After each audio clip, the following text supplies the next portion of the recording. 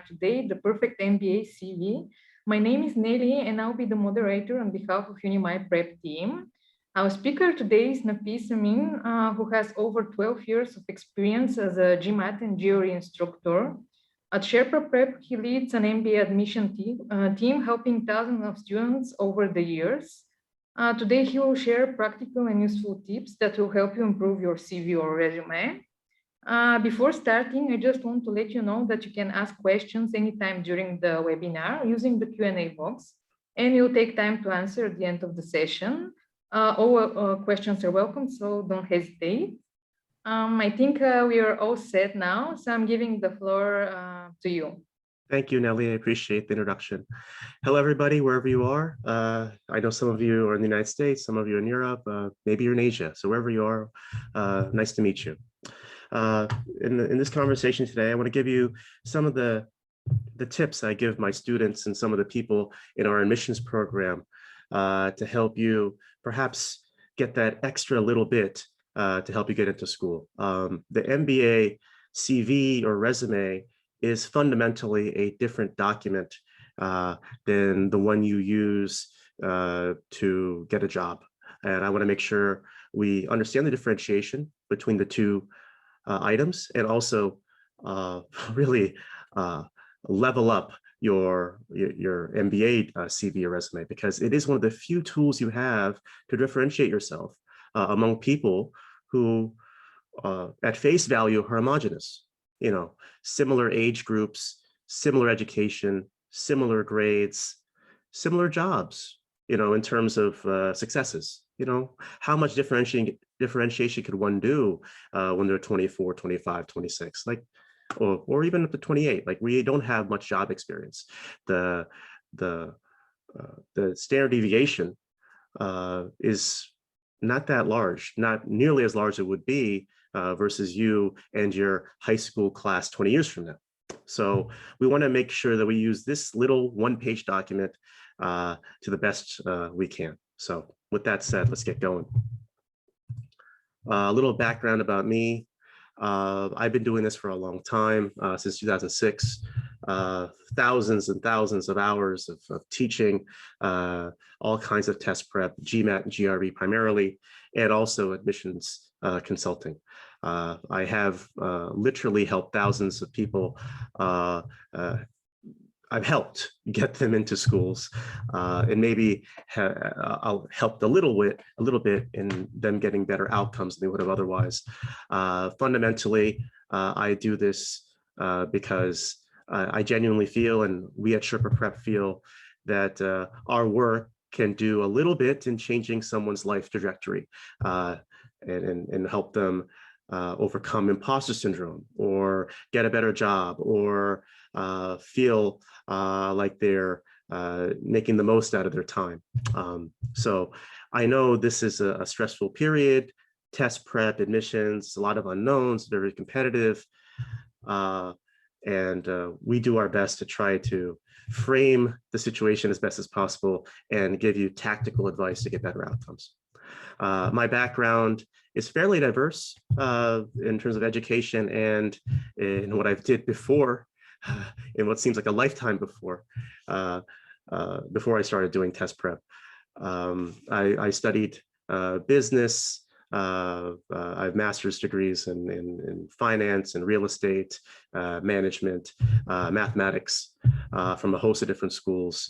But what really makes me perhaps knowledgeable about this is that I've seen lots of stories, and I've helped people in lots of different ways, all sorts of people at different schools tell their best version of themselves, present their best version of their story. You definitely want to make sure that your document at the end of this is you. Like, anyone who looks at it's like, yeah, that is me, and no two ways about it. You don't want to conform to someone else. You want to try to be your best self, tell your story. And because of my professional history, I've worked in finance and in real estate and in corporate acquisitions. Outside of test prep, I've done some interesting things. So I have a little bit of an understanding of a lot of different industry verticals. So that could help us frame your story. So, and beyond that, our company is really mission driven. I know most of you don't know us, but we do fundamentally believe in helping people and helping the planet. So we are very proud to be a 1% for the Planet member, where we donate a percentage of our revenue to people and climate causes. So it's really, we fundamentally want to differentiate your story, and we in turn want to be different from other people and other companies. So that's just how we roll. And it's imbued in all of our services and all of our thinking, frankly. All of our instructors feel this way. Back to the deck.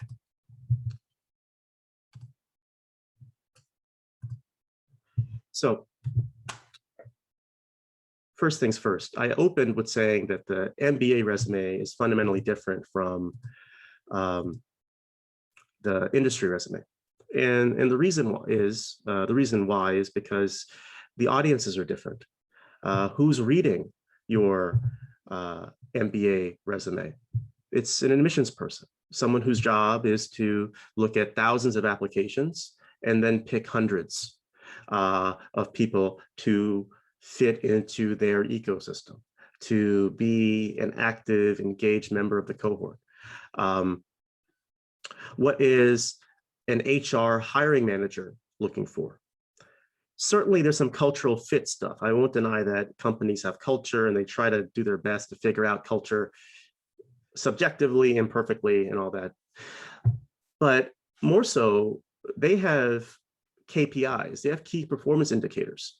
They need to make sure that if they hire you on Monday, that you will start paying dividends, that you will start providing value back to the company. They have a specific agenda in mind. Some managing director, some director, some VP said, hey, we need a person to do this job. Obviously, there's going to be some training involved, but we'd like to do as little as possible of that. You know, they want to make sure that you can hit the ground running and start providing value, because you are taking salary from them and benefits. So it is a trade, and they want to make sure that they have some confidence that by choosing you, that they will be okay on this trade immediately. The MBA admissions person isn't trying to hire you, and they don't really care about your Python skills or your SQL or any sort of the acronyms you might use to get that job in your industry. Those acronyms and skills that might be incredibly relevant for a job, they're not relevant for an MBA. Yeah, you're not going to be asked to do that kind of programming, not in class anyway. They are honestly trying to figure out, through very imperfect means, your personality and what kind of person are you. So we want to make sure this document reflects that kind of stuff as much as possible.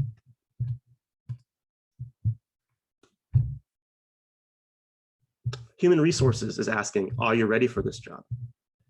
How closely do you match our needs? Can you provide value to our team tomorrow?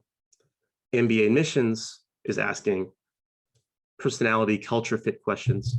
Also, whenever we can, in this one-page document, the CV or the resume, we want to show that you have signs of emotional intelligence.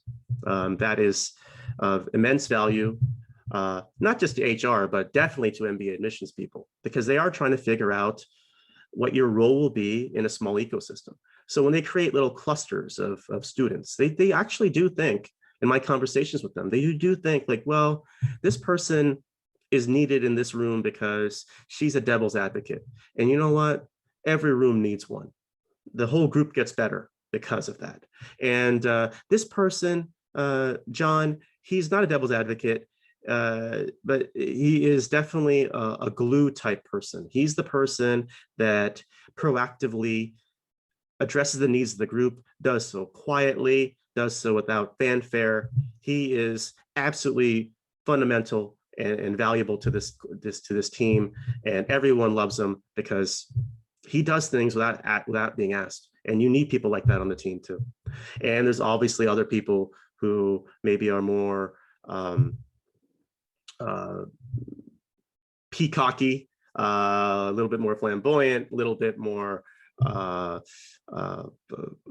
look at me, because you need some flash too. Ultimately, these clusters and cohorts need to analyze cases, make pitches, make presentations. So you want a bit of every kind of person. And none of this can be found out through your academic profile, your GPA, your job doesn't really tell you this kind of stuff. So we want to make sure our resume tells the admissions person who you are the best we can. Okay. Also, we want to make sure that we differentiate you. You know, again, as I said, a 25-year-old with a good GPA from a good college, good university, with a good job, that's basically every applicant. That doesn't make you special here. Almost every application is pretty decent from that respect. So how do they pick one person over another? They choose the person who has the most cohesive application, who's the most self-aware. They choose the person who knows him or herself the best and has a plan of attack when they get to school. They know exactly what they want out of it. And self-awareness is part of it. If you don't know what your faults are, it's very easy to hit reject on your application. They don't want perfect people or people who think they're perfect. They want people who are there to make themselves better. And while they're there, can operate and function with others in a good way. So let's talk about some suggestions and tips. Here's a little slide that I think encapsulates what we're going to talk about. I'm going to show you some specific examples as well. So let's start with general ideas. We do want to be a storyteller in your resume. This is focused for the MBA people. Certainly in your industry resume, as you look for jobs, because there's no reason you shouldn't, you should also tell stories there too. But certainly for an MBA CV or resume, you want to tell stories. And what you want to do is think about your current position and your previous positions, and try to remove as much description as possible. Remove as much job description as possible. So what you want to do is tell them how you did something, why that was special, and emote qualities that cannot be found in a job description. So like a job description is something like coordinated this, managed this, developed this, liaise with this. Those are terrible nouns, terrible verbs for resume or CV. What you want to do is really jack up the interest level on the verbs you use, like with a mandate or championed, mentored. You want to do much stronger verbs, much more captivating verbs, but you also want to tell stories that relate to those verbs. You don't want to give the description of what you do. You want to say how you did it. So I like to think about this as what is for your last job, however long it was, 1 year, 2 years, 3 years, whatever it was, what were your highlights? Let's start there. And, you know, if we need to have a description of your job, if people don't know what it is, okay, fine. Give a bullet for your description. This is what this job does at this company. That's fine. But the rest of it really should be highlights. What were the things that got you promoted? What were the things that get you bonuses? What were the things that get you pats on the back? It should be highlights and not descriptions, for sure. We want to make sure your personality shines.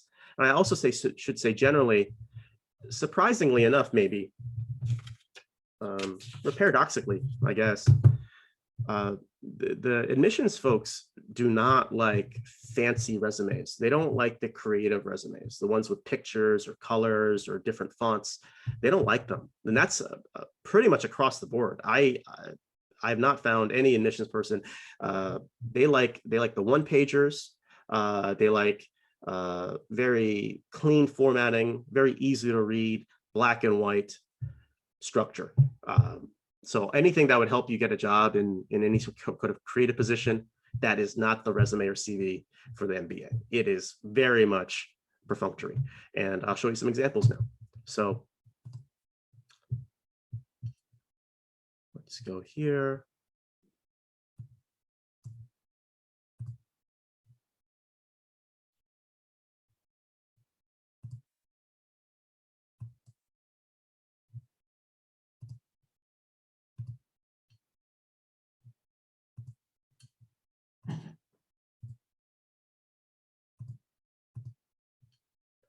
So given this audience is in the United States and Europe, mostly, I assume, I looked up some of the specific schools you might be interested in.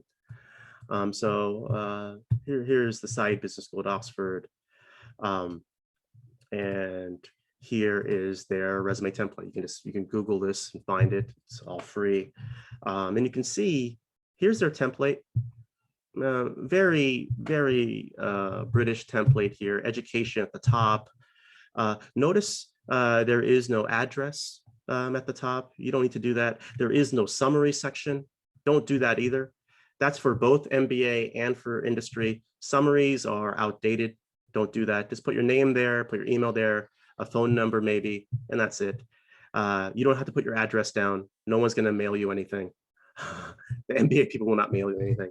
Also, I will say this. I want to make sure I make this comment. This resume is the highlights of your history. Okay, it's not everything. Even if it's a CV, which is definitely the curriculum vitae connotes, tell us more of everything. But you can see right here, this is the Oxford CV template, and you'll see here's the LBS CV template. You see it's not different at all. Despite the naming of the CV, this is very much like a US one-page resume, frankly. So they're conforming. The UK schools and the American schools are conforming to the one-page model. Oxford even said in their website they like the one-page model. I found that just here.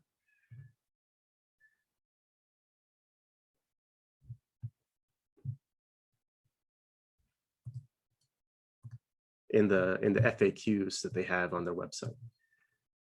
Anyway, let's not go there. Let's go back to the content here. What you want is simplicity. Now, I will say this. This is something that you can think about, and you don't have to conform. Certainly, the UK models have education and qualifications at the top. I would say this. If your education and qualifications is, in your view, less impressive than your professional history, put your professional history then above it. The most important stuff should go to the top. English readers read top to bottom and left to right. So the best stuff, the most important stuff should go to the top. We want to make sure we take advantage of the attention span of the reader as best we can. So if your professional history is far more impressive than your undergrad or your education, your GPA was mediocre or whatever, your institution, isn't the most prestigious, but your job is, start with your job. So I would do work experience on top, education down below. The US schools are certainly more accommodating of this. I would say the UK ones too. My students from the US who apply to UK schools don't always conform exactly to this template, depending on what's the best stuff they have. Okay, let me get to some questions. I see some chats here. As far as like our services, we can talk about that at the end, but you can look up all our services. They're all on sherpaprep.com, and you can look at MBA admissions there, and our services are flat charge and super competitive, actually, priced much less than everyone else, honestly. Might have missed this. What's the smallest font you recommend? That's a great question. You don't want to make it hard to read. The admissions people really dislike that. Because listen, they're reading literally hundreds or thousands of these, right? Each person on the team is reading hundreds or thousands of these. So they want to get this information as quickly as possible. I think that's why they like the standardization. That's why they like the black and white and the clean structures. I would say if you go less than 10 font, it's a bit scary. Okay, but there are some advanced games I can give you. You can do games with the spacing. So, for example, if you look at this CV right here, below location, city, and country, there's a lot of white space there between that and work experience. If you need more space, I would cut that font down, that white space down to like 3 or 4 font, and I can maintain my text at 10. I also, this is maybe a little tactical, a little early to talk about this, but do you see this first bullet here, official company name? Like, I would strongly advise not having a second line with all that white space. That responsibilities is taking up a whole line. Let's get rid of that. Let's either make it a one-line thing. Let's get rid of the word responsibilities, rephrase this, or keep expanding. So we make it full. And these are ways you can maximize your page.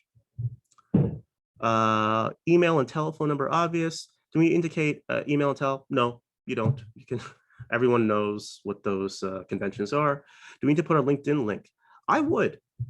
I've been advising people to put their LinkedIn link right on the top, and not a hyperlink, like not a clickable thing. I would just copy paste the whole thing in there on the chance that they're not clicking on your PDF.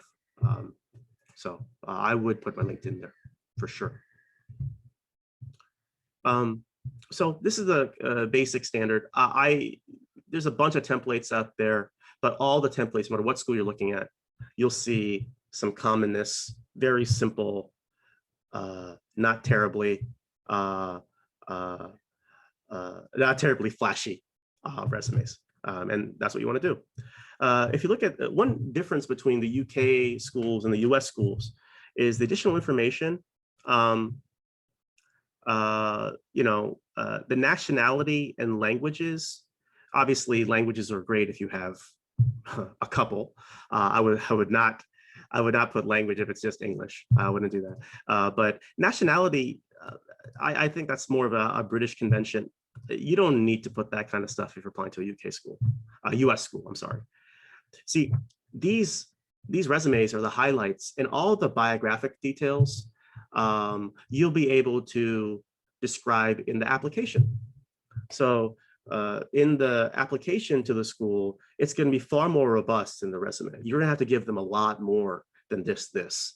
You're going to have to give them an annoying amount of information. What did you make? How many people should you report to? Who reported to you? Describe why you left this job and went to another one. That's all in the application portal, in the software application. So they're going to get more than this information. How much you made, what's your bonus, all that stuff's going to be asked in the application. So your nationality, that kind of stuff, I wouldn't worry about it. I think that's a lot of wasted space. I would tell more stories. I would add on to the interests, that kind of stuff.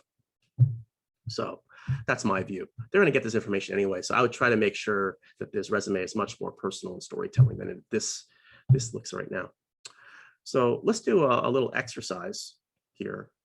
Let me try to show you what accomplishments mean and what job description means too. And I'd rather have all of you do accomplishments more than description. Oh, one more thing. Do you recommend volunteer activities go after the education? Yeah, I do. I do. Professional education then volunteer is probably the best layout, assuming your professional history is more impressive than your education. So whatever is your most impressive between professional, whatever's the more impressive between professional education, you start there. And volunteerism, activities, pastimes, they should be on this document, but they are towards the bottom, for sure. So let's do a look here. So hopefully you can see it. This is a sample resume from a former student of mine from a few years ago. I've made it anonymous. I've changed some words, but none of her words, none of her story. I just changed the organizations and stuff like that, just to give some anonymity here. And this is not obviously the whole page. This is a section, just the professional experience part of her thing. And so I just want you to look at it. This was what she submitted to me before I made edits. So I just wanted to give you a minute or two to look it over, and I'll debrief after that.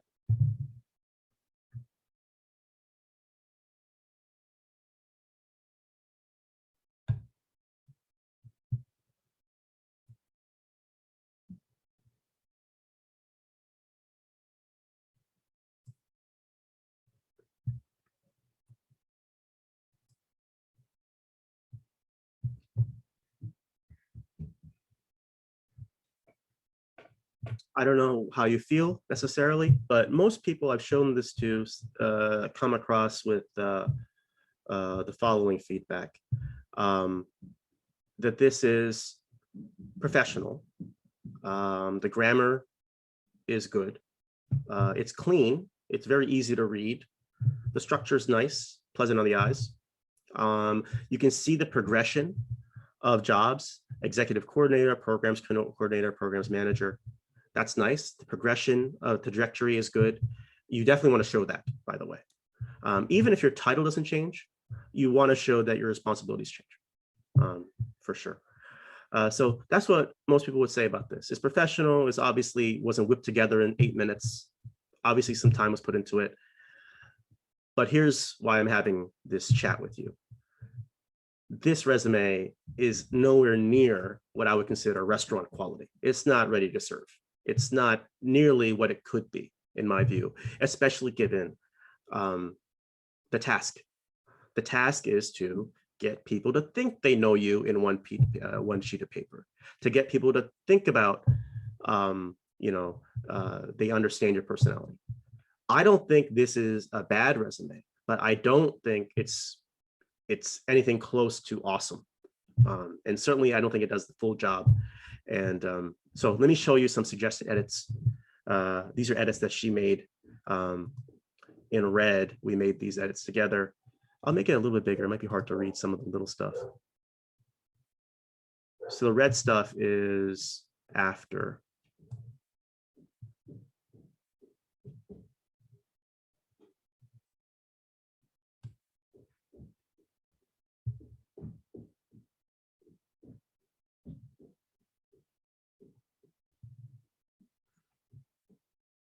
While we're reading that, let me just take care of a couple of these questions here. Is it okay to underline and bold? Absolutely.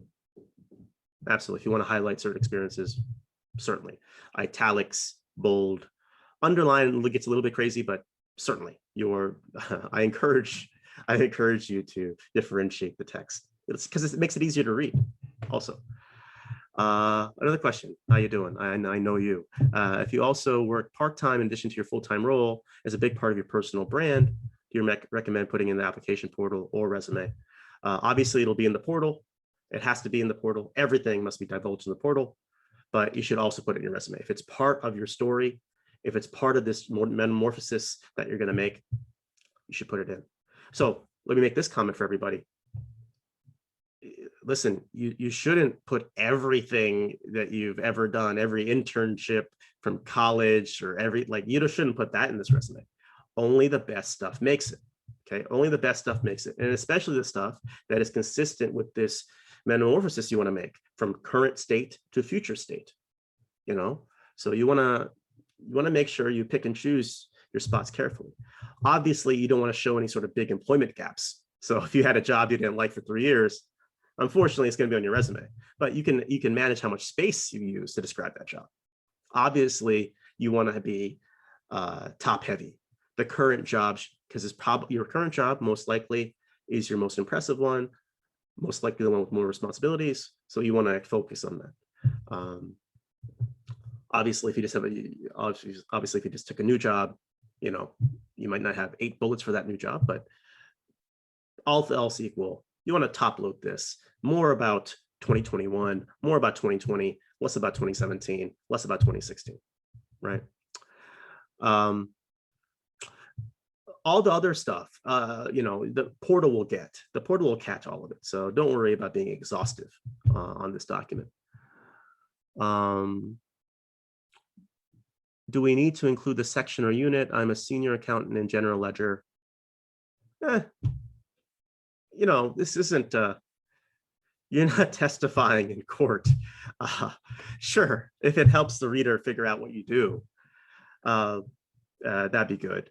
But I'll say this: if you work for a big company which feeds a lot of MBA programs, you don't have to explain that kind of stuff. They know what that is. You're a consultant at McKinsey. They know what that is. They don't have to explain what that does or what that group does. You don't have to. Less description for the known entities. I'm a project manager at Facebook. Okay, we know what that is.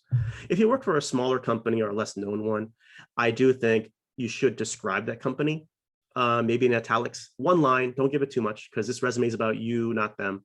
So just a one-line descriptor. Hey, this is a regional paper company. And I work in the general ledger section, something like that. Are cover letters typically required? No. You will write essays. They're not cover letters. They're essays, and so that's a whole other thing, whole other part of the application. And that's where you expand about your goals and your history, and all the essays are different. There's some general ones like, why do you want an MBA? What are your post-MBA goals? But across the board, the schools have different word requirements, word counts, and essays. That's a whole other thing, whole other deliverable. This is just the one-page resume or CV. Okay, so if you look at the red stuff, the red stuff, obviously, we started here. And the red were the edits. Okay, so can you, maybe I know a lot of you are chatting. Maybe one of you, if I were to ask you, hey, what does hire to fulfill a newly created position for the Mid-Atlantic region mean to you? That's only what? That's like 10 words or so. What does that convey?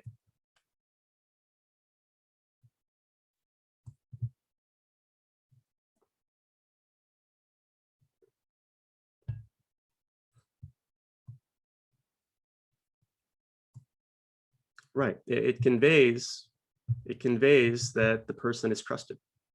It's a newly created position. No one gets a newly created position if the boss and the bosses don't trust her, right? So we can convey a lot in our page. We need to really write strategically and tactically. Every word matters, and you can get a lot across. You also know that this person is not just trusted, but has a difficult job.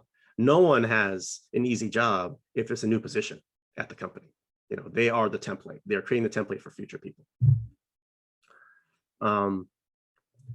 Displayed a team first attitude by assuming responsibilities of 2 colleagues while they're on maternity leave. A lot of people would not think to put this on a resume. I'm telling you, this is a mandatory thing in the resume. This is a highlight. She had a job for 3 people by herself for several months. She should get credit for that, right? That's not a typical job posting on LinkedIn or monster.com. This is the kind of stuff that separates her, differentiates her. And the person reading it might think, oh, good, we like that kind of attitude here, right? There's all sorts of stuff here that we try to level up. We want to make sure every word is pumped up a little bit with a mandate to increase engagement, right? She was given orders. That was her order. And look, there's some other stuff here. Limited marketing and development budgets. Like, tell us about the struggle. Tell us why this is actually an achievement. We're about to talk about, contextualizing things. So it's not just numbers. I know you've heard this a lot. Hey, quantify everything. And I absolutely agree. You want to quantify stuff. You want to, because numbers help people try to understand. However, that's just, in my view, half the answer. It shouldn't just be numbers. It should also be numbers in context.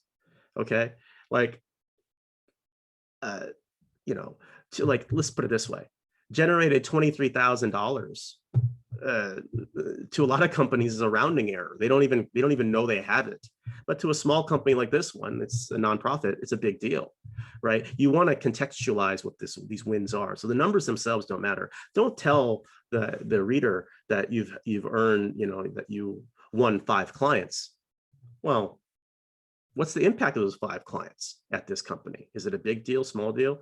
Is that the normal expectation? 5? Is it 10 the normal? Like, you want to give a sense for the person that you are a superlative worker bee here, that your accomplishments are really, really something else and not just the norm, right? And it's especially true if they don't know your job. If they don't exactly know what your job is or know what your company does, think about it as an opportunity, because you get to tell them everything. Also, a lot of people would not think or even know to do like the bullets at the bottom here. Solely managing this department could be unsustainable. Most people would not write something like that, right? This is self-awareness. This is not a negative. It's not a loss. It starts off smelling like a loss, but no, presented proposal led to the hiring. See what I'm saying? This is like real self-awareness. It's problem solving, and it is also real confidence. Listen, I'm confident enough to present to you a real story of how I think, how I do stuff, and it only makes the person legitimately stronger. So you don't need to make sure everything's quote unquote bulletproof. The veneer of bulletproofness, it doesn't make you doesn't make the applicant very many friends, because genuinely the schools are looking for people to make themselves better and are self-aware of some faults and some flaws. And again, it's just some stuff here. In addition to completing daily tasks at the bottom, serves as a utility person for all departments. So guess what? That's the team player. That's the glue person. This can very easily, someone reading this can say, oh, you know what? Great. She can join any of our groups. Every group needs this person. The one jack of all trades, willing to do anything, no complaints. That's the kind of stuff that you want to put in. And of course, you're all different. This might not be you, but whatever's authentic to you that you want to put in.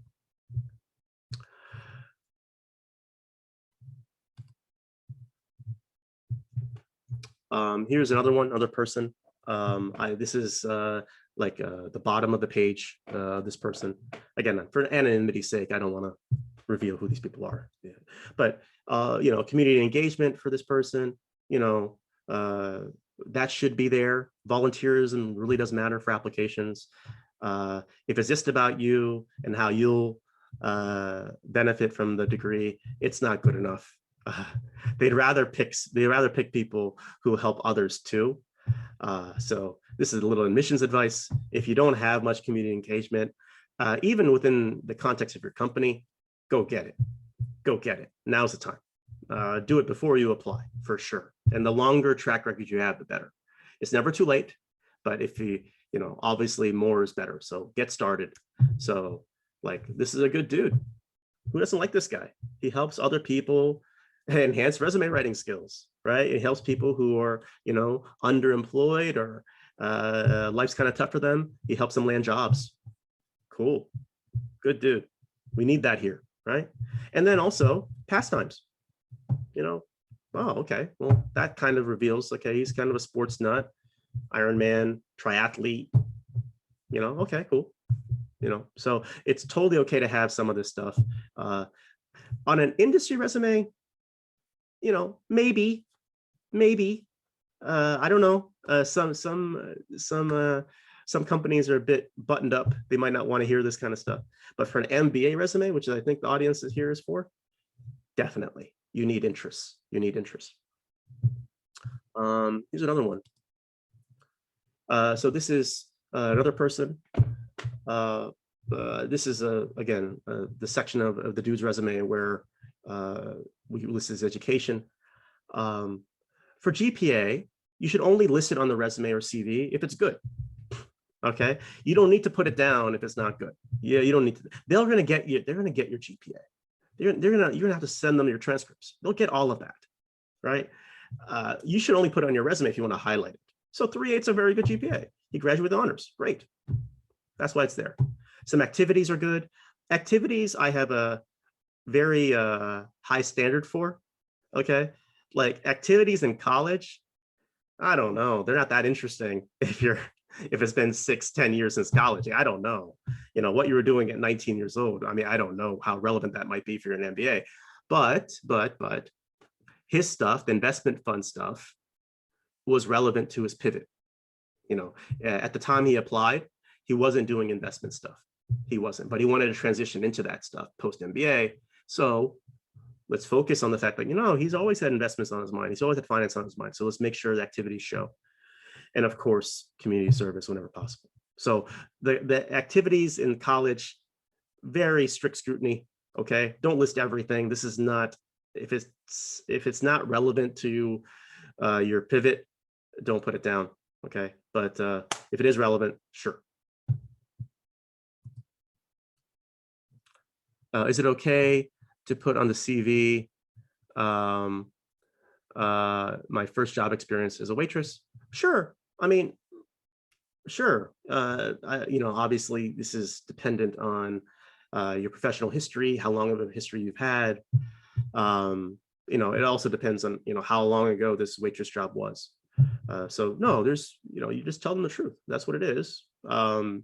If you're not, if it's not relevant to your future, then you don't want to put much space towards it, but sure. It just depends on, how far removed are you from it. For example, if you just graduated and you're 22, 23 years old, and your first job right now is some sort of hostess or waitress or something like that, well, it has to be on your resume then. But if you're 27, 28, and you're now doing something else in a different capacity, then no.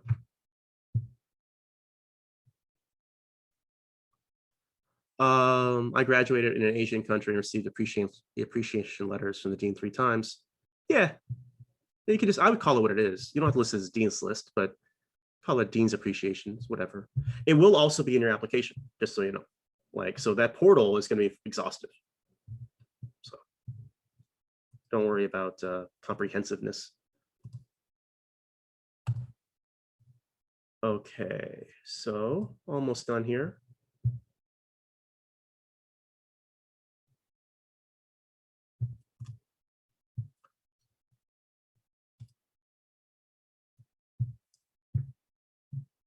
Cover a lot of these things, but I want to make sure there's some more time for Q&A if you want. Be a storyteller, highlights are only, right? The portal will be far more informational than the resume. Accomplishments are more important than descriptions. Your personality must shine. Clean formatting, don't overthink it. You can honestly go to any of the schools you're looking at, download a template and work off of that one. So long as it's black and white, so long as there's no picture, you're fine. Okay, it's really, let's call it what it is. Boring formatting is what they're looking for. Okay. General advice there. Specific advice, quantify.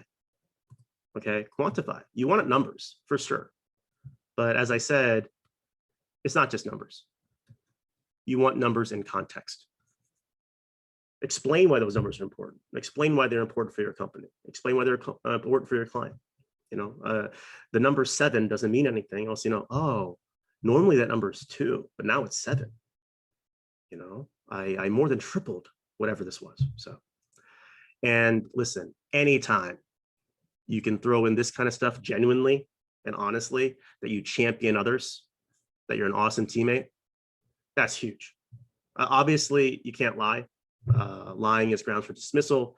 And also, listen, they're going to ask for recommendations. So they're going to ask for work recommendations. It's not academic recommendations. They're going to ask for professional recommendation. So if this doesn't exactly hold up, it's a problem. So anytime you've helped someone else when you didn't have to, mentored, that's awesome. And volunteer interests, of course, we just looked at that. Some practical tactics. You want to differentiate from job postings. So one thing I do at the end of the before it's all ready and ready to submit, I look up the person that I'm working with, and I look up that person's job and that company. And obviously, there's likely been some history of this company's hiring other people in this position recently, or even currently, if it's a big company. How many product managers does Apple have? How many tens of thousands? So it's not hard to find job descriptions. Then I look at the resume that we've created. If that resume or CV is not really much value add from the job posting, it's a bad job. We've done a bad job. Okay. We want to make sure as little of that job posting is in the resume as possible. Okay. Understood, there has to be at least like a bullet of description. This is what I do. We get that, but not much. More about the highlights. What are the accomplishments? What were your wins here at this post?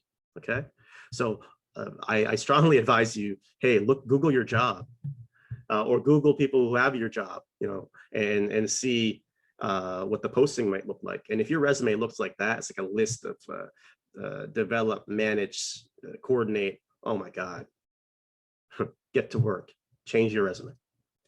Because how are you differentiating? What's the value add of reading this document if it's just like something anyone can Google? Okay. Another thing I do at the end is I read bottom up, and I read right to left. My military students have told me, and their reasons are far more life-changing and dangerous than mine, but you will catch more errors and you'll catch more typos if you go against the grain. So obviously, in English, you read top, bottom, left, right. If you go right, left, bottom, up, you're more likely to catch commas out of place, spacing issues, that kind of stuff. And yeah, typos and that kind of stuff, that's not acceptable. Not in this age. Just in general, not with the software applications we have, it's not acceptable. So let's just make sure we catch everything we can. So before you hit submit for anything, the resume, the essays, I do a read backwards, and you'll be surprised. You catch stuff. I also was mentioning this. I alluded to this. You want some recommender alignment. You want to coach up the recommenders. This is one of our admissions things that we advise.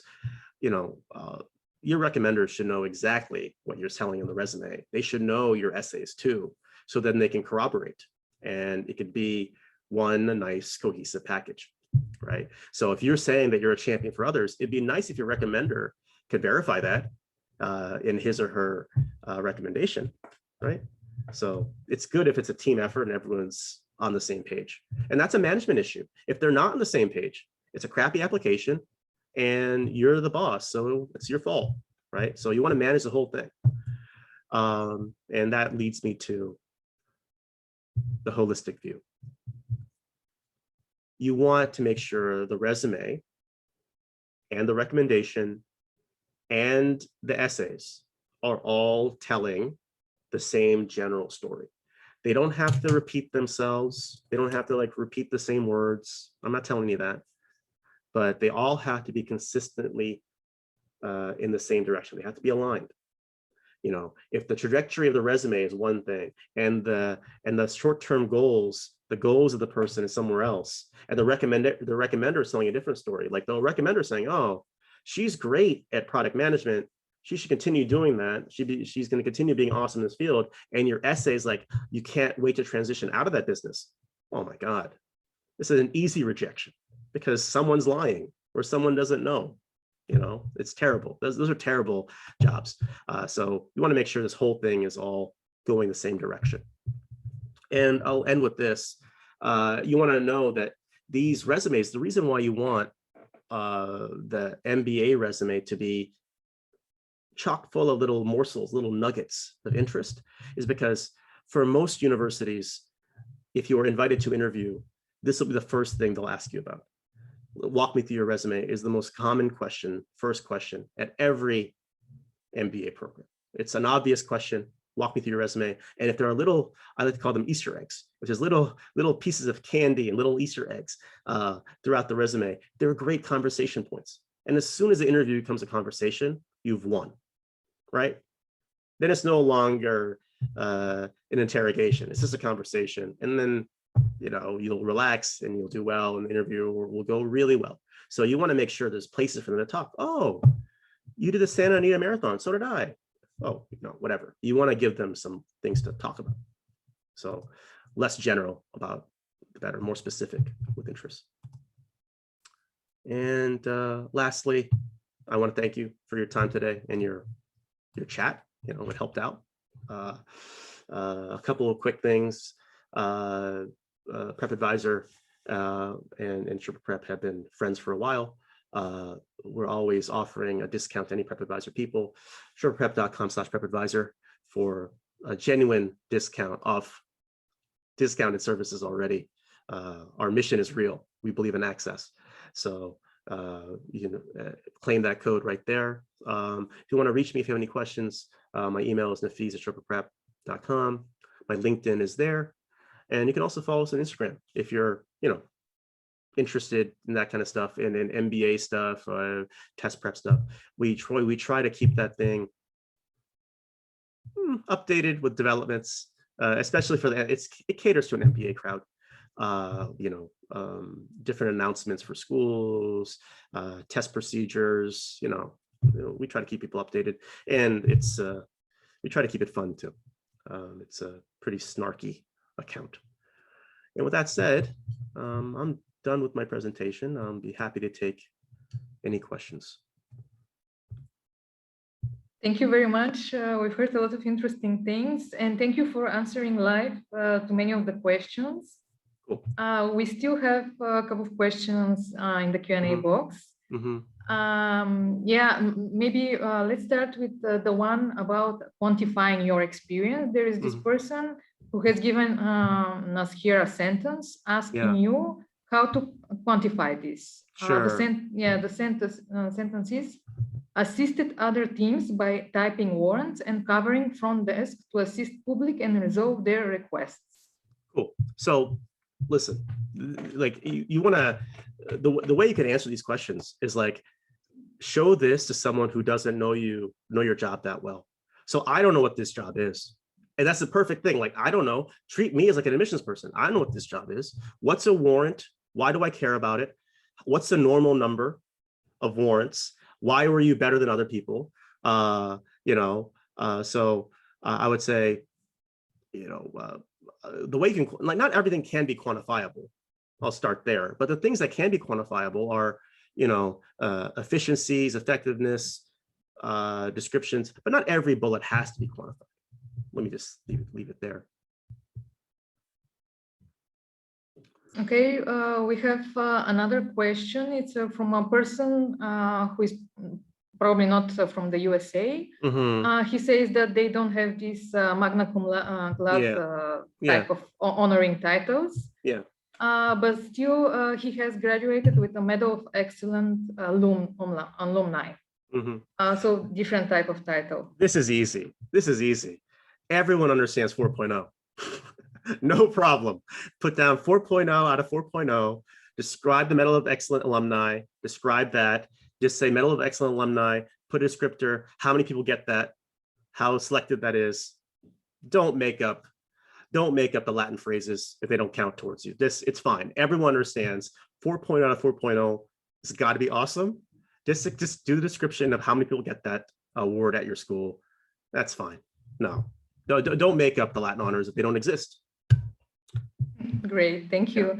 I have a question of my own now, because you gave us a lot of advices how to improve our CV, but what's the biggest mistake that we can do? If I present my CV, and maybe I have written something. What is this thing that will immediately present me in a bad light? Oh, well, I think, I'm not sure if anyone can tell, well, the only way anyone can present themselves in a bad light is if there's no attention to detail, bad structure, spacing, grammar issues. That's the only way you can make it a bad light. Like, okay, this person didn't even take the time to write this well when there's all these free resources for grammar. Like that's the only way you can get a bad light.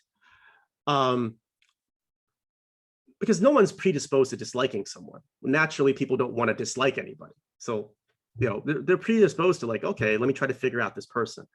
I would say mistakes people make, assuming the formatting is fine and the grammar is fine, the mistakes people make are being generic by showing their job as what they do, but not what they've done. It's like, well, I don't know. Like, I know what a consultant at Deloitte does. I know what they do, but I don't know why you're any more special than the other 17 I'm reading. Like, you must be special. You're a human being. There must be something you've done that's special. Tell me those things. I think people's mistakes are generally not differentiating and telling the reader their stories and not fully understanding. I like to say this, like, move the chessboard around. Be the other player for a second. What do you think they're reading? How many people from Apple and Deloitte and whatever job you have, how many people do you think that they see? They're seeing a lot of them. So what do you think they're looking for? They're probably looking for, oh, well, in a sea of the same, this person is self-aware. This person's told me actually what this job means. Because honestly, I think generally speaking, people want to like the person, but I also say this, and this might be just me, most people are not that interested in anyone else's job. Like, I don't really care what what anyone else's specific third or fourth bullet is at their 2 jobs ago. Like, what the heck? I bet your mom doesn't even care about that. So what you want to do is make sure you tell stories instead of the coordinate this, but like the description really sticks. So I think those are just lost opportunities not to tell stories. Thank you. This is a great advice, and I suggest we finish here because we are now out of time. Great. But for everyone who has more questions, they can contact you. We will send to anyone who attended or registered for this webinar a follow-up email with your contacts so they can check your services, and if they have any questions, they can ask you directly. Oh, thank you. Thank you once again for giving us this interesting presentation, and thank you everyone for joining us today. I wish you a lot of luck. Thank you, everybody. Have a nice day. Bye-bye.